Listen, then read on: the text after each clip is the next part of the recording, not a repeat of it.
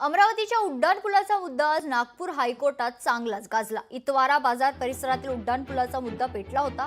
7.25 वर्षांपासून उड्डाणपुलाचं काम अर्धवटच आहे। कोर्टानं प्रधान सचिवांना 1 लाखांचा दंड ठोठावलाय।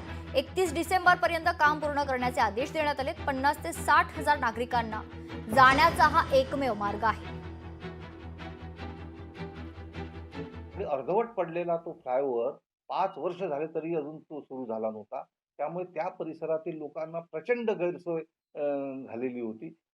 धुरामुळे पोल्युशन, रस्त्यामध्ये वाहतूकचा खोळंबा, आजारी पण लोकांना इकडे येण्यासाठी अडचणी।